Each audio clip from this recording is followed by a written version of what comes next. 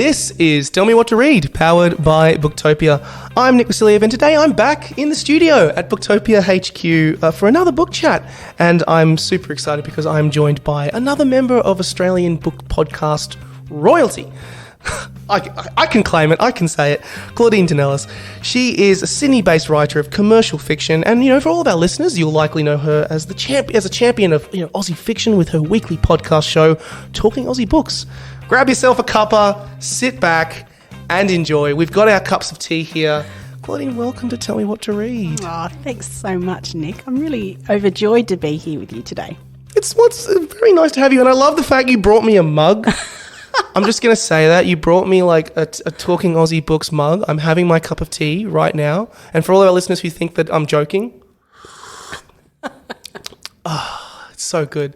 And it's nice to take you around our little distribution centre that we've got here and show you all the crazy things that we get up to. Yeah, I loved it. What a great place this is. Yeah, it is.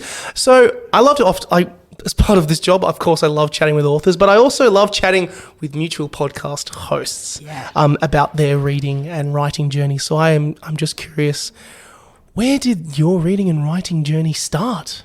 Oh, that's a really great question. I guess from a very young age, I've always really loved escaping into books, and I think that's not an uncommon experience. I think a lot of people that we talk to mutually, other authors and writers, really started their reading journey as young children. And I was no different. I was a huge reader as a kid, loved escaping into books. And I continued that journey throughout my high school years. But when I got into uni, I did a double degree, and I studied arts law at UNSW, and suddenly reading was no longer on the table. Reading for pleasure, that is, was no longer on the table. Yeah. It was case law reading, and it was, really heavy, dry reading, and just, struggling to get through content for every week, And so I lost my passion for reading, and I was really sad about that. And it took quite a number of years before I could return to reading for pure pleasure. But it was when I had my second son, and I'd only just returned to work, and I was travelling a lot on public transport. And I just, it was the right time. I was in the right headspace. I had, it might have been an hour each way, of my working day, and I could, just escape into books again. And I just it just reignited my passion for reading. And so I've just, tried to keep that up all along. Oh, I love that. I love that because often so many people are like, oh, I always read. I've read forever. But no, you always have ebbs and flows with books.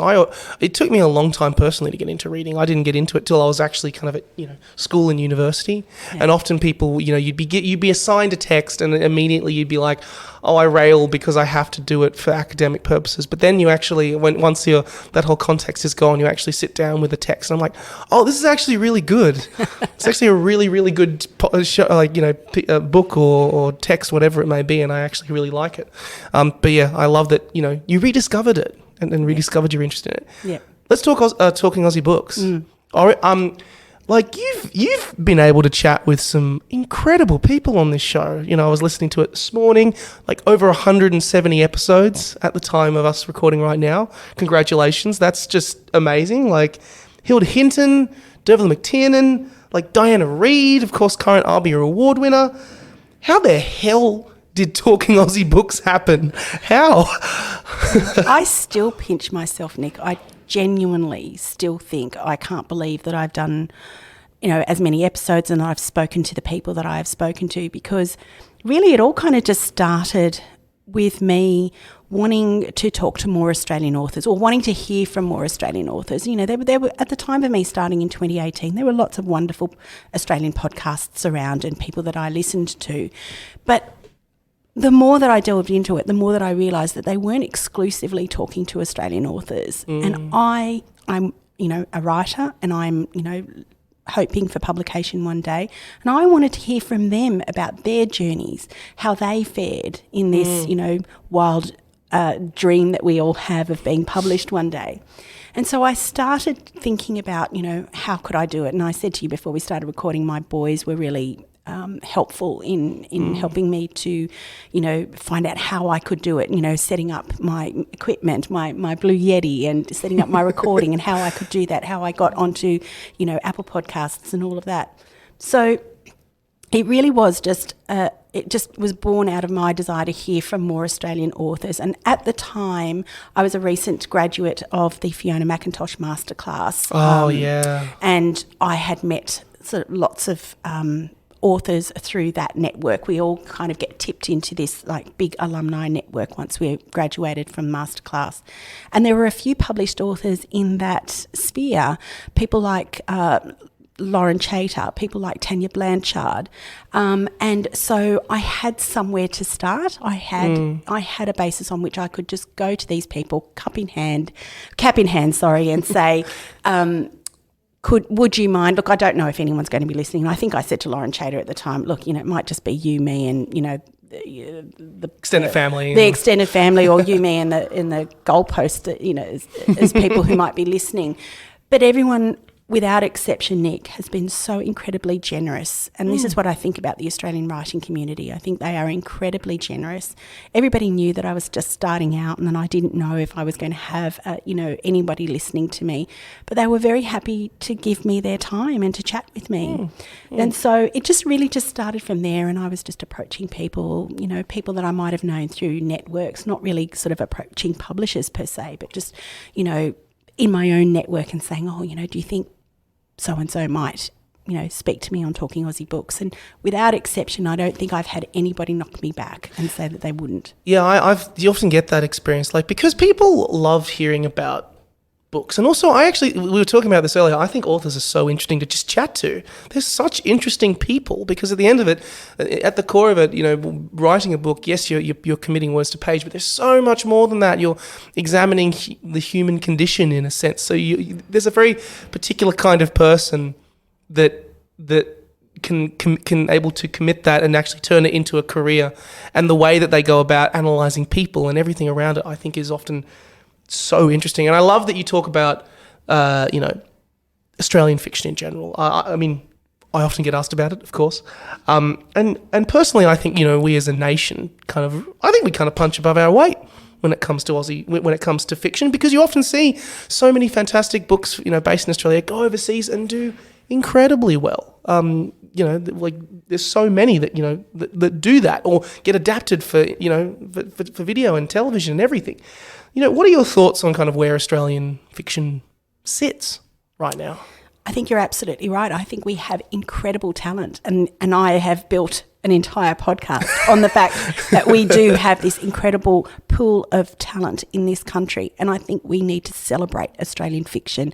I think, I go into bookstores and I see walls filled with international best-selling authors, and whilst I don't disagree that they have their place, everybody has different tastes, I just feel that we as a nation need to be, supporting our homegrown talent. And so that's why I do what I do. And I just feel that, every week, Nick, I get a new book from an author I've not heard of before, or somebody that I know is coming up through the ranks, might be, in the trenches with me, and then they get that break. They get that break and their book is suddenly out in the world, and it's a cause for such great celebration for the rest of us trying to break into this market.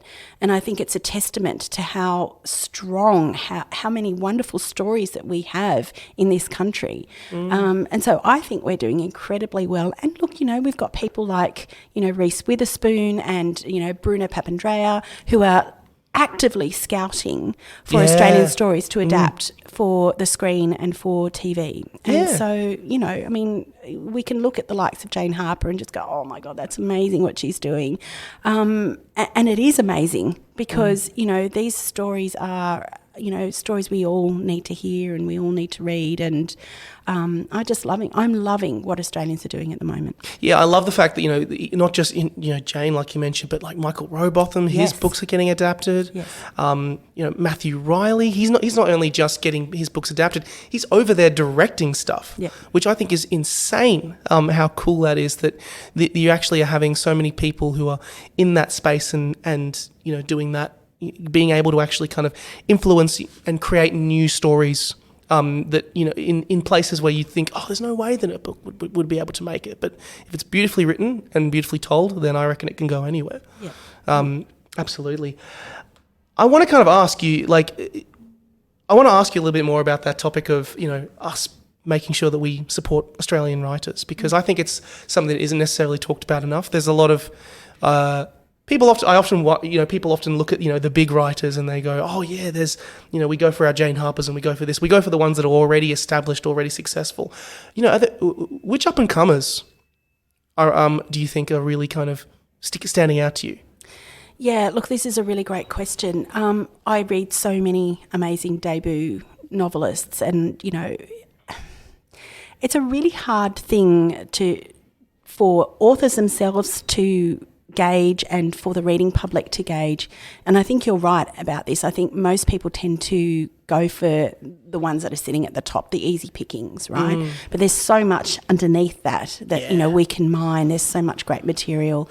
I mean, I recently read Meg Bignell's new book, The Angry Women's Choir. It's a Penguin release, and it was released only probably a month ago, if that. And now Meg is a Tasmanian-based author, and I think this is her third book. And I had read The Sparkle Pages a couple of years ago, and I just thought that was fantastic. But this book surpassed any of my, you know, expectations in terms of, you know, just how fantastic, how multi-layered, how rich, how complex this book was, and how it spoke to women, and how it will speak to women around the world, and to men too, you know, in terms of, you know, trying to support the women in their lives.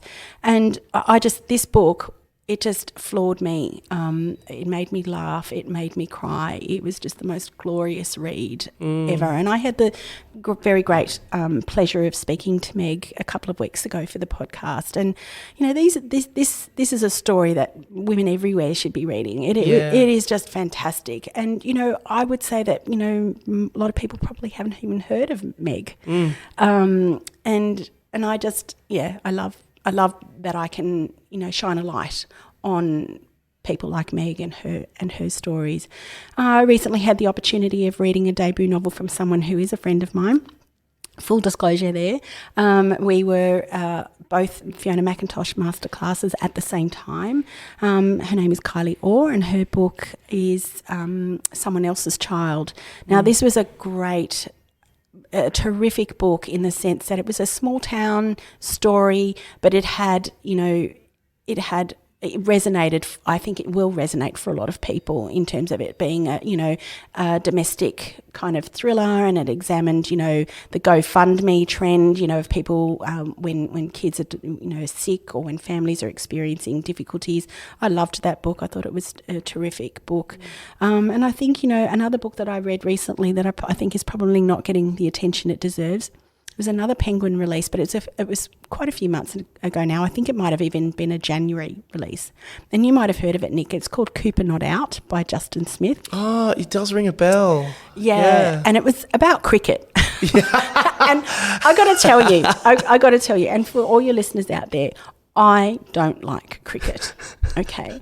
I was the mother of two sons who said to both my boys when they were choosing their school sports, please do not choose cricket. I could not think of anything more boring for me, I'm not talking about anybody else, for me than to sit and watch my child play cricket all of Saturday. So both my boys were forbidden from playing cricket. And so when I received this book, I was really not sure that it was going to be something that I was going to enjoy, but I decided to put aside my fears and my preconceived notions, and I loved it. Oh, wow. I absolutely loved it. And it was a book about cricket, but let me tell you, it was so much more.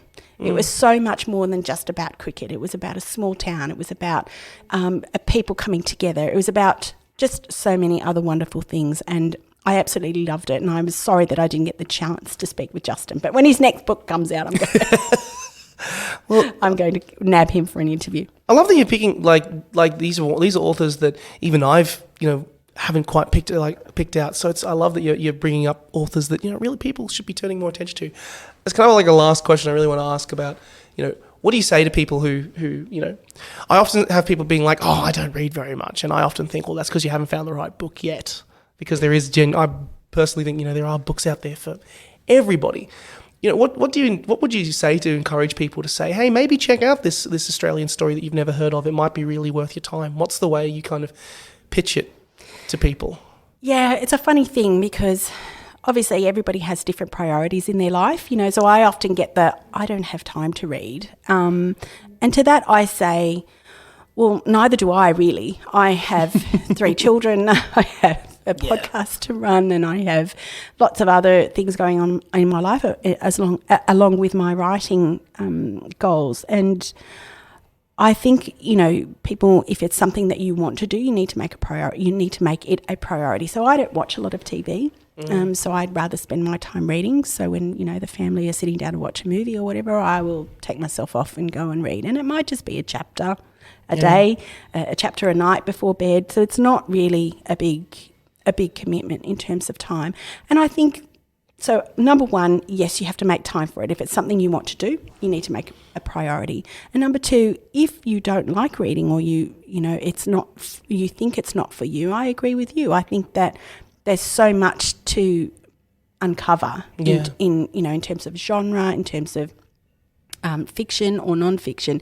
So if fiction isn't your thing, non-fiction may be your thing. I know people who exclusively read non-fiction. They like memoirs, or they like, travel diaries or travel logs or those kinds of books. And so I think it is really about, it's just like TV shows, isn't it? Not every TV show is to your taste. Some people love reality TV shows and other people don't. And so I think it is really about finding your space and what works for you and what interests you, and going for it. Yeah, absolutely. What's up next for you? Is it just the podcast again? You mentioned you've got some, you've got some writing goals of your own, as being an author. What's next? Yeah, well, look, I think the podcast is just going from strength to strength, to my absolute delight and surprise. I didn't think when I started in 2018 that I'd still be doing what I'm doing, and I have to say to you that I often quote to people that in terms of statistics, how many times I get approached, but I think it's like 99 out of 100 I get approached to do an interview, rather than it being kind of, the other way around. I think, when I first started, it was 99 out of 100 times I would be, approaching people to be guests on the podcast. And so I'm in this really fortunate position now where I get books sent to me from different publishers and who are asking me to, review or to, interview these authors. And I love the fact that I am recognised as a person to provide a platform for Australian authors to talk about their work, because I think we need more of that. Yeah. Well, I'm not surprised that it's doing well, because I'm not surprised, because the show is great. And, additionally, you're tapping into like we've been talking about this whole time, but you're tapping into a niche that people, I think, are really interested in. And that is, I think there is a growing interest in pure Australian stories. Yeah. And people want to know more about that. Yeah. So, onwards and upwards, and I really hope that, Talking Aussie Books does really well. We're at the stage of the show where I get to ask, I always like to encourage our guests to bring along books that they've been reading and enjoying. So I'm now going to extend that to you.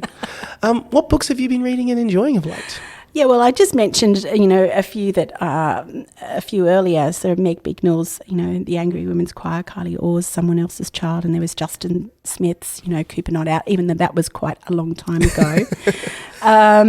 And there was Kylie Caden's One of Us, and that was a terrific book. There was also Lynn McFarlane's The Scarlet Cross. So that's a Pantera release. That was a few months ago that I read that book. A terrific book.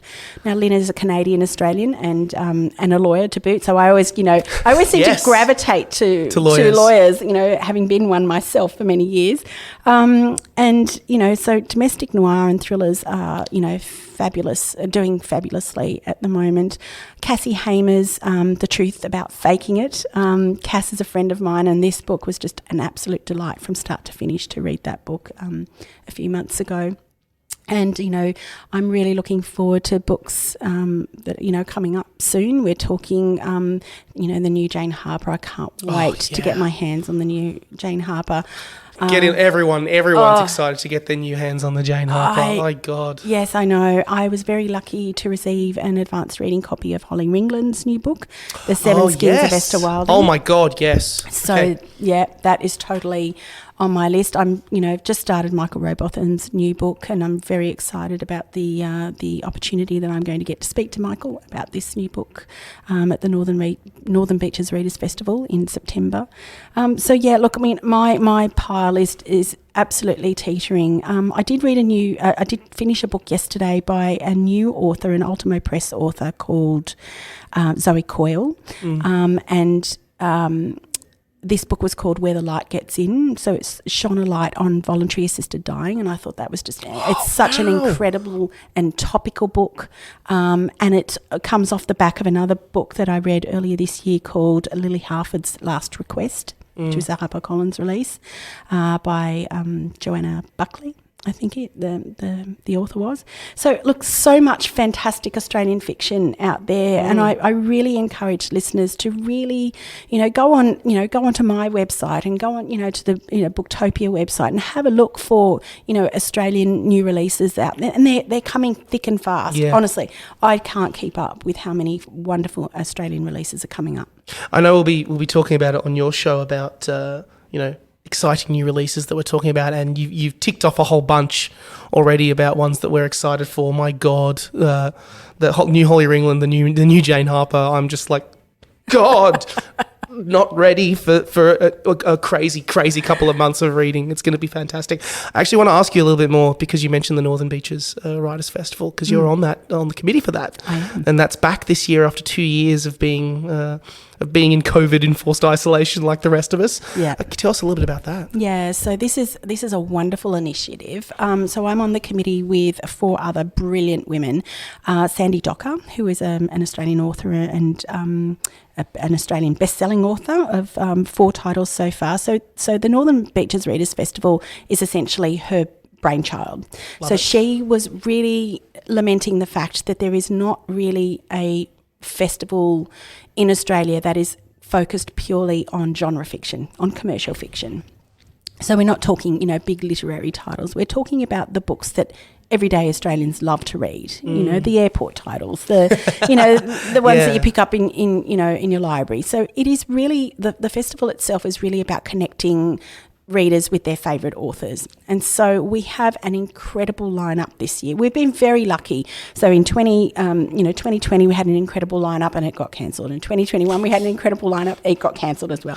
2022, as they say, three's a charm. We're hoping that nothing will happen that will derail this festival this year. But we have an exceptional lineup. We have Michael Rowbotham and Judy Nunn as our headliners. Oh my God. That's great. Yeah, we're so excited. But we also have 28 other incredible authors of genre fiction. We're talking about crime, we're talking about domestic thriller, we're talking about historical, we're talking about romance.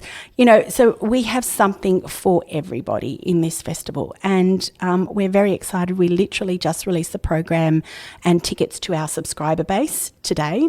And next Wednesday, the tickets will go on sale to the general public. So it's going to be held at the Avalon Recreation Centre up in Avalon, which is on Sydney's Northern Beaches.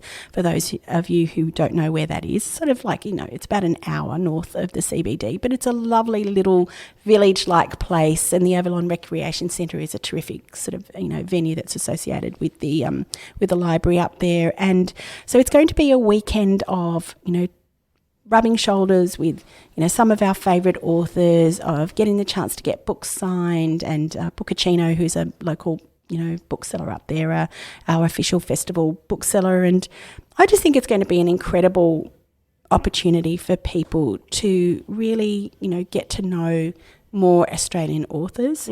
And we're really hoping this will become a yearly event for people. And I'm so excited and incredibly proud to be part of this committee. And we've worked so incredibly hard to pull together this program and to, just push through all the challenges that COVID has thrown our way. Sign me up. Hell yeah.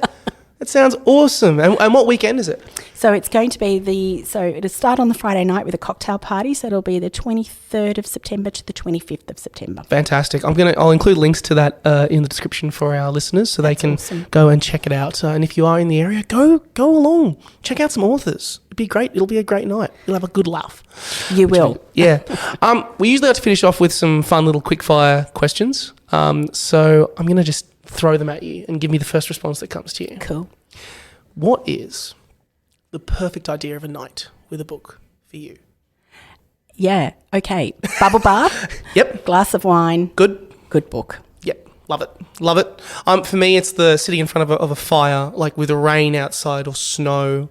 I was chatting with Bo Miles, who did The Backyard Adventurer. He's like a YouTuber comedian. I was like, he was like, yeah, something nice like that. But he said, I was going to go for rain, but I'm going to go for snow because snow is cold. Oh. It's out there, but then you're inside and it's warm and it just feels like a nice cold blanket around you already. Yeah. And I'm just like, oh yeah. So rain or snow, glass of wine. I love that you're going for bubble bath. Well, look, the snow is terrific, but like for me, I'm a Sydney sider, so that's not accessible. So it's not going to happen very often. What's the funniest story that's ever happened to you while you've been actually filming an episode of Talking Aussie Books? Oh, okay. This is an easy one. So I was interviewing, and it was very early on in the piece, so I would have said, maybe only a very few episodes in, and at the time I was using Skype or FaceTime to record. So, we didn't Zoom wasn't a early thing days. then. Yeah. And so you didn't, anyway, I think I must have been using Skype. Anyway, so I went through this entire interview with this author and I thought, oh my God, thank God that was done. I thought I did, pretty well. And when I finished saying goodbye to the author, I went to check the recording and I realised it hadn't recorded at all. And I was mortified. Been there. I started sweating. I didn't know the author very well, and I was so embarrassed. But I just thought, I can't let this go. I can't, fess up 2 weeks later that the episode didn't record. And so I emailed her and said, I'm so sorry. Would you mind if we did it again? And to her credit, she was an absolute star, such a professional. She didn't miss a beat. We recorded the episode again. Still good? It was still pretty good. Oh, and I was so grateful. I just thought, because I was trying to be professional. I was trying to be, do you know what I mean? Like, you want to make sure that you're doing a good episode. You want to make sure that the guest is feeling comfortable. You want to do all of that. That's right. But oh God, the amount of times that you'd be like, you've realised you've done everything and then all of a sudden you've realised, oh God, I haven't hit the record button. Yeah. Oh. So that's by far, I don't know if it's the funniest thing, but it's certainly the most embarrassing thing that's ever happened to me. You can only ever pick one genre to read for the rest of your life. Mm-hmm. And this, I'm going to keep it to fiction, just because if we expand it outwards, I feel like that would be too cruel. Yeah. What genre would you go for? Crime. Yeah. Now you're talking. Audiobook or ebook? Audiobook. Nice. Like it. You get in a lift and the person you have always wanted to meet in your entire life is in there. Who is it?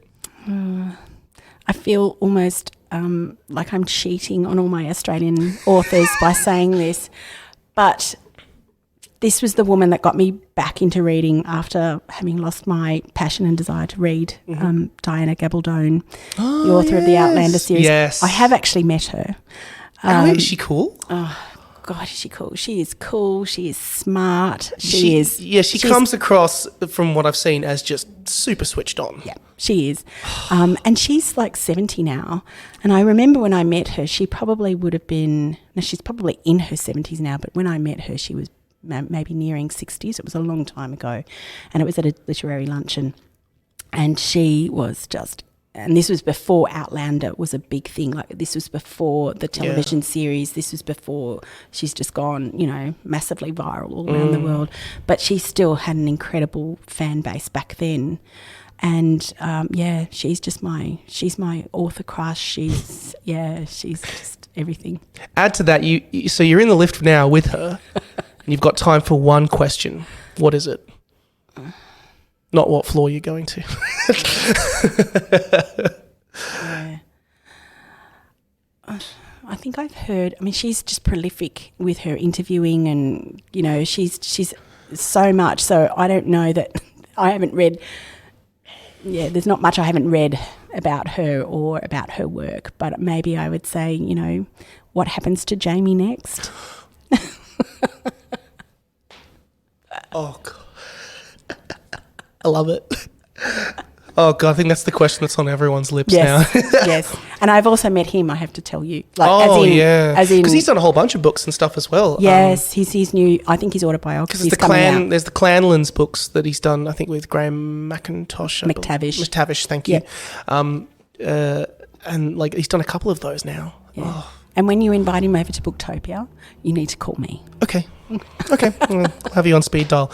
And then finally, the classic last question. You're stuck on a deserted island, and while you are awaiting rescue, you get to take 3 books of your choice with you to tide you over.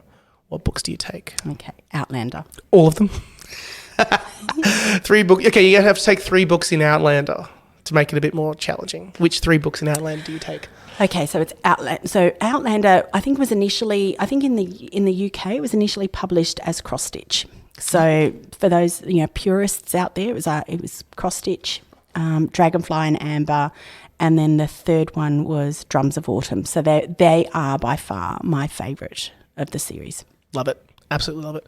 I could honestly talk to you all day, but unfortunately we have run out of time. Claudine, thanks you so much for appearing on Tell Me What to Read. Oh, thanks for having me, Nick. So for all of our listeners, you can buy all the books mentioned today now from booktopia.com.au, and of course I'll include links to Claudine's podcast show, Talking Aussie Books. You can check that out wherever you listen to your podcasts, or head over to claudinetinellis.com. We'll be doing a guest episode with Claudine over there on Talking Aussie Books about Booktopia and everything else in between, so be sure to head over and check that episode out. Links will be in the description. Thanks for listening, and never stop reading.